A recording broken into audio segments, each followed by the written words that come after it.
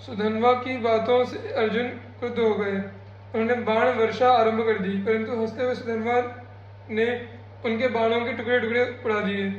अर्जुन के दिव्यास्त्रों को भी राजकुमार ने व्यर्थ कर दिया। स्वयं पार्थ घायल हो गए, उनका सारथी मरकर गिर पड़ा। सुधन्वा ने फिर हंसकर कहा, धनंजय, मैं तो पहले ही कहता था कि अपने सर्वज्ञ सारथी को छोड़कर आपने अच्छा नहीं किया। आपका सारथी मारा गया, आप मेरे बाणों से घायल हो गए। अभी शीघ्रता से अपने उस श्याम रूप सारथी का स्मरण कीजिए। अर्जुन ने बाएं हाथ से घोड़ों की डोरी पकड़ी। एक हाथ से युद्ध करते हुए वे भगवान को मन ही मन पुकारने लगे। उनके स्मरण करते ही श्री कृष्णचंद्र प्रकट हो गए। उन्होंने अर्जुन के हाथ से रथ की रश्मि ले ली। सुधन्वा और अर्जुन दोनों ने भगवान को प्रणाम किया।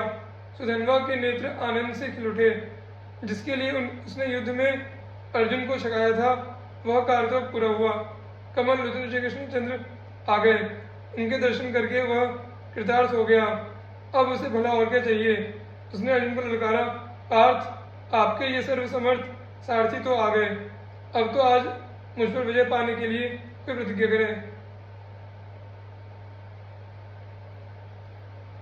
अर्जुन को भी आवेश आ गया। उन्होंने 3 बाण निकालकर प्रतिज्ञा की, इन 3 बाणों से यदि मैं तेरा सुंदर मस्तक न काट दूं तो मेरे पूर्वज पूर्णहीन होकर नरक में गिर पड़े। अर्जुन की प्रतिज्ञा सुनकर सुधन्वा ने हाथ उठाकर कहा, ये श्री कृष्ण साक्षी हैं, इनके सामने ही मैं तुम्हारे इन तीनों बाणों को काट न दूं तो मुझे घोर गति प्राप्त हो। यह कहकर सुधन्वा ने श्री कृष्ण तथा अर्जुन को बाणों से घायल कर दिया। उनके रथ को कुछ तोड़ डाला। बाणों से मारकर उनके रथ को कुम्हार के चाक की भांति घुमाने लगा। 400 हाथ पीछे हटा दिया उस रथ को। भगवान ने कहा, अर्जुन, सुधन्वा बहुत बांका वीर है। मुझसे पूछे बिना प्रतिज्ञा करके तुमने अच्छा नहीं किया। जयद्रथ वध के समय तुम्हारी प्रतिज्ञा ने कितना संकट उपस्थित किया था, यह तुम भूल कैसे गए। सुधन्वा एक पत्नी व्रत के प्रभाव से महान है और इस विषय में हम दोनों पिछड़े हुए हैं। अर्जुन ने कहा, गोविंद, आप आ गए हैं, फिर मैं चिंता ही क्या। जब तक आपके हाथ में मेरे रथ की डोरी है, मुझे कौन संकट में डाल सकता है।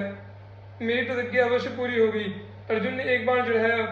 भगवान ने अपने गोवर्धन धारण का पुण्य उस बाण को अर्पित किया। बाण छूटा, कालाग्नि के समान वह बाण चला। सुधन्वा ने गोवर्धनधारी श्री कृष्ण का स्मरण करके बाण मारा और अर्जुन का बाण 2 टुकड़े होकर गिर पड़ा। पृथ्वी कांपने लगी। देवता भी आश्चर्य में पड़ गए। भगवान की आज्ञा से अर्जुन ने दूसरा बाण चढ़ाया। भक्त वत्सल प्रभु ने उसे अपने बहुत से पुण्य अर्पण किए। सुधन्वा ने श्री कृष्णचंद्र की जय कहकर अपने बाण से उसे भी काट दिया। अर्जुन दास हो गए। रणभूमि में हाहाकार मच गया। देवता सुधन्वा की प्रशंसा करने लगे। अब तीसरे बाण को भगवान ने अपने रामावतार का पूरा पुण्य दिया।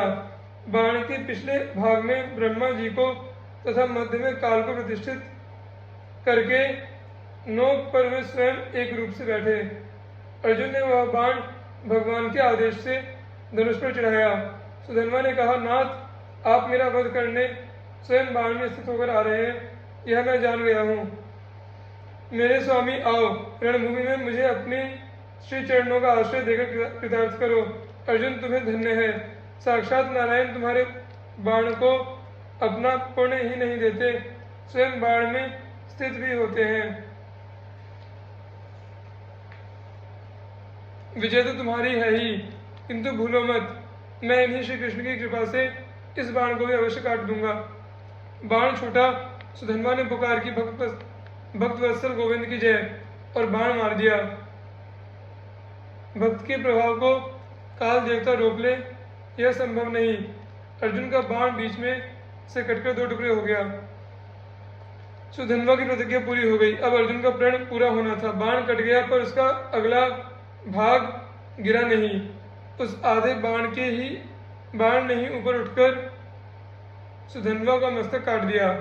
मस्तकहीन सुधन्वा के शरीर ने पांडव सेना को तहस नहस कर दिया और उसका सिर भगवान चरणों पर जाकर गिरा।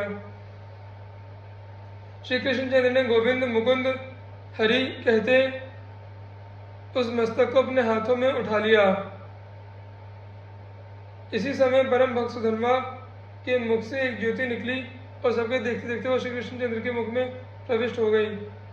भक्त सूरत चंपकपुरी के राजा हंसध्वज का पुत्र और सुधन्वा के भाई थे। अनुज सुधन्वा के मारे जाने पर परम भागवत वीर धुरीण सूरत रथ पर आरूढ़ हो बहुत बड़ी सेना साथ में ले हाथ में कठिन कोदंड धारण कर समरांगण में आकर अर्जुन से बोले, महाबली पार्थ, अब मेरे साथ युद्ध करने के लिए प्रस्तुत हो जाओ। तत्पश्चात सूरत ने श्री कृष्ण से कहा, देवकी नंदन, अब आप अर्जुन की सम्यक प्रकार से रक्षा कीजिए। अरे, आपने अपना पुण्य प्रदान करके जो मेरे भाई का वध करा दिया है, यह तो आपकी बाल चेष्टा ही है। आपने अपनी हानि पर कुछ भी ध्यान नहीं दिया। जैसे कोई शिशु मोतियों को देकर बदले में बेड़ ले लेता है, उस तरह आपने सुधन्वा के बेरस सदृश जीवन को लेकर उसके बदले में मुक्ता फल रूपी अपना पुण्य प्रदान किया। अतः बताइए, यहाँ कौन किसके द्वारा ठगा गया। इस प्रकार श्री कृष्ण से प्रेम में व्यंग विनोद करके सूरत ने अर्जुन को ललकारा। सूरत के रणोत्साह को देखकर भगवान श्री कृष्ण ने अर्जुन को इस महावीर के सम्मुख ले जाना उचित नहीं समझा। अतः सेना को आगे करके श्री कृष्ण अर्जुन को रण क्षेत्र से 3 योजन दूर हटा ले गए। परंतु धन्य सूरत अर्जुन की विशाल वाहिनी को क्षण मात्र में तितर बितर कर तत्काल उस स्थान में पहुंचे गए जहां श्रीहरि विराजमान थे। अर्जुन और सूरत के घोर युद्ध के ही बीच सूरत ने कहा, पार्थ, मैंने सुन रखा है कि इस श्लोक में तुम्हारी की हुई प्रतिज्ञा मिथ्या नहीं होती। अतः वीर, अब तुम कोई सत्य प्रतिज्ञा करो। अर्जुन ने कहा, वीर, मैं तुम्हारे पिता के सामने ही तुम्हें धराशायी करूंगा, यही प्रतिज्ञा है। अब तुम अपनी यथोचित प्रतिज्ञा बदलाओ। सूरत ने कहा, अर्जुन, मैं भी तुम्हें युद्धस्थल में रथ से भूतल पर गिरा दूंगा।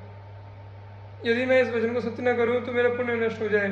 तत्पश्चात बहुत देर तक दोनों में रोमहर्षण युद्ध होने के बाद अर्जुन ने एक सर्वदेवमय बाण से सूरत के बड़े बड़े नेत्रों वाले तथा कुंडल से सुशोभित विशाल सिर को काट गिराया।